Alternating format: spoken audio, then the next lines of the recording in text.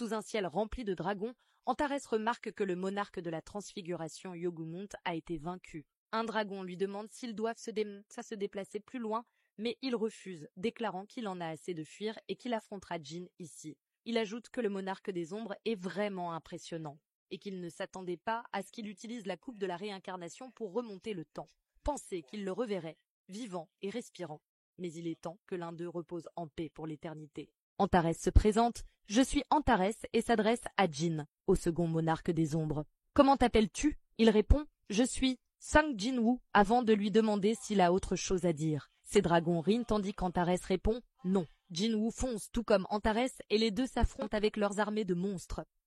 2 années s'étaient écoulées dans le monde réel. Suite à ce qu'une voyante a dit, l'Amérique entière a été secouée. Le dieu qui va apporter le malheur va bientôt descendre sur cette terre. Normalement, cette prophétie n'aurait pas reçu d'attention. Cependant, le problème est que Norma Selner est celle qui a donné cette prophétie. Norma Selner a déclaré sur un plateau télé que le dieu de la mort va descendre sur cette terre avec un nombre infini de soldats, et qu'ils ne seront pas en mesure d'échapper au dieu de la mort. Il y a 2 ans, elle, qui avait été soudainement éclairée, avait prédit la mort du dictateur nord-coréen, l'enlèvement de passagers par des terroristes et le krach boursier dû à l'énorme effondrement de l'industrie immobilière, etc. De nombreuses prophéties de sa part se sont avérées exactes et lui ont valu d'être au centre de nombreuses controverses. Et maintenant, elle dit soudainement que le monde va toucher à sa fin. Bien sûr, tout le monde est sous le choc. Et le jour suivant, dans le ciel de Séoul, un énorme trou noir qui couvrait presque tout le ciel est apparu. La prophétie de Selner a alors fait la une de tous les journaux du monde. Les gens sont surpris de voir apparaître un portail dans le ciel.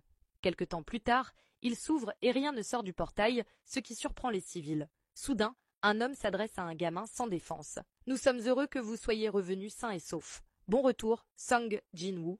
Ou devrais-je vous appeler le monarque de l'ombre ?» Il ne s'attendait pas à ce qu'il apparaisse sous la forme d'un collégien. Jin répond « C'est parce que les gens pourraient avoir peur s'il apparaissait avec son visage plein de barbe. Ça ne fait pas de mal d'avoir au moins une personne qui lui souhaite la bienvenue, dit-il. » Il ne pensait vraiment pas que Jin serait capable de revenir après avoir essayé de s'occuper de tout seul. Mais maintenant, il voit que ses pas portent le poids de 10 000 soldats.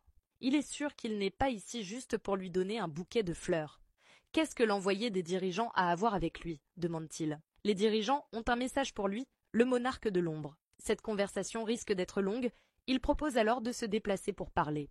Mangeant de la glace, l'envoyé des dirigeants met en question son choix. Jin répond qu'après avoir été dans un endroit où il n'y a rien pendant si longtemps, il est naturel que l'on ait envie de manger quelque chose de sucré. Il demande ce que les dirigeants veulent. Il voudrait le remercier, comme d'habitude.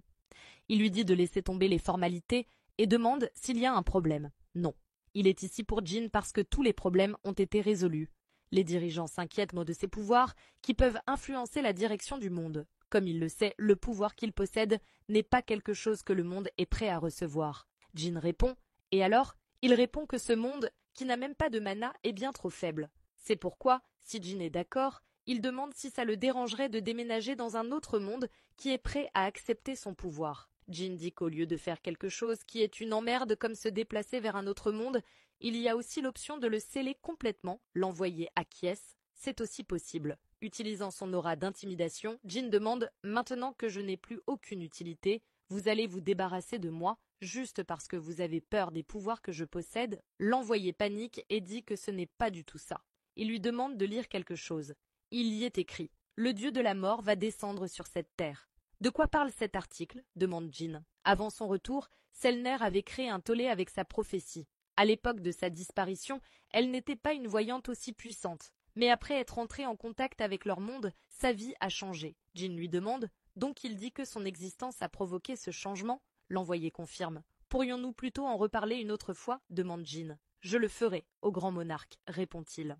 Dans un poste de police, il lui arrivait parfois de ressentir une sensation étrange, comme s'il oubliait quelque chose d'important. Mais il a beau se creuser la tête, il n'arrive pas à s'en souvenir. Et plus il essaie, plus ce sentiment de vide dans son cœur s'agrandit. Un homme lui demande à quoi il pense. L'enquêteur en crime violent, Woo Jin-chul, pense qu'un gars occupé comme lui n'a pas le temps d'être triste, alors il devrait juste se concentrer sur le travail. Au département des crimes violents, Jin-chul demande qui sont ces types et un autre policier lui répond d'un ton incertain juste avant qu'un des hommes ne déclare qu'un monstre d'ombre est sorti du sol et lui a parlé, lui disant que s'il ne se rendait pas dans les 24 heures, il regretterait d'être en vie. L'homme hurle ensuite au détective, avouant son crime et demandant à être placé en garde à vue. Jin-chul demande confirmation s'ils ont vraiment vu un monstre. L'homme confirme. Il se demande comment il est censé rédiger ce rapport, mais un autre officier lui dit de laisser le bleu s'en occuper, car on veut qu'il aille dans la salle de réunion. Dans cette salle, Jin-chul répète d'un air étonné s'ils veulent vraiment libérer les criminels, et un homme lui dit de baisser d'un ton, sinon tout le monde dehors entendra. Quand il demande de quoi ils parlent exactement, on lui répond qu'ils ne font pas que les relâcher, mais veulent voir ce qu'il se passe s'ils restent dehors pendant 24 heures. Jin-chul dit qu'ils sont sûrement juste défoncés et raconte n'importe quoi et que ce monstre n'est probablement qu'un effet secondaire. Mais on lui répond que les tests de drogue ont été faits et qu'ils sont tous revenus négatifs. Ils ont même envoyé les résultats au service national de médecine légale. Et est-ce que ça a du sens que toutes ces personnes sans lien entre elles voient la même chose et se rendent en même temps? Les supérieurs leur ont demandé d'enquêter là-dessus depuis un moment, mais ils n'ont toujours aucune idée de ce qu'il se passe. Que peuvent-ils faire d'autre? Ils mettent donc en place cette situation insensée dont ils parlent. Jin-chul se demande « et si quelque chose leur arrivait vraiment ?»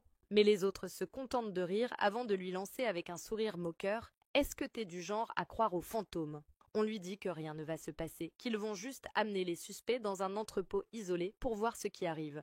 Il y aura plusieurs détectives costauds pour les surveiller, donc ils ne pourront pas s'échapper. L'homme ajoute que si un monstre apparaît vraiment, alors il faudrait presque les remercier. Il dit qu'ils ont besoin de volontaires et propose à enquêteur Wu, si cette idée ne le plaît vraiment pas, il peut ne pas prendre part à l'opération. Mais ce dernier refuse, voulant participer également. Et l'histoire secondaire continue. Abonne-toi pour la suite.